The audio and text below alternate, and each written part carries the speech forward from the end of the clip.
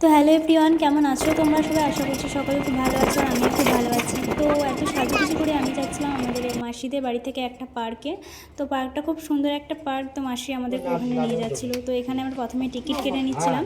তো ভেতরে ঢুকতে আমার খুব সুন্দর একটা জিনিস চোখে পড়লো, সেটা হচ্ছে এই লেখাগুলো। তো চলো আমি লেখাগুলো তোমাদেরকে একটু পড়ে শোনাই। মা স্বার্থপর, নিজের সন্তান ও স্বামীর জন্য মা দুনিয়ার সব কিছু ত্যাগ করতে পারে। মা চোর, বন্ধুদের সাথে পিকনিকে যাব বললে রাতেই বাবার পকেট থেকে টাকা চুরি করে আমাদেরকে দেয়। মা মিথ্যেবাদী, নিজে না খেয়েও আমাদের খাওয়ায়, আবার নিজের পছন্দের খাবারটাও আমাদের জন্য তুলে রাখে।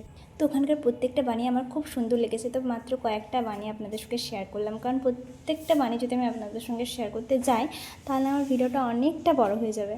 তো আমার ভিডিও যদি আপনাদের ভালো লেগে থাকে তাহলে লাইক, কমেন্ট, শেয়ার, সাবস্ক্রাইব করতে একদমই ভুলবেন না।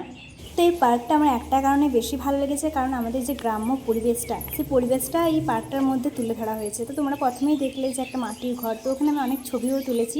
তো খুব সুন্দর লাগছিলো। আর আমি পার্কে গেলে সাধারণত দোলনায় দুলতে পারি না, কারণ ওখানে অনেক বাচ্চারা থাকে। তো এই পার্কে আমি আগে যেয়ে আমি দেখছি ফাঁকা আছে দোলনাটা, ওই জন্য আগে যেয়ে চেপে পড়লাম।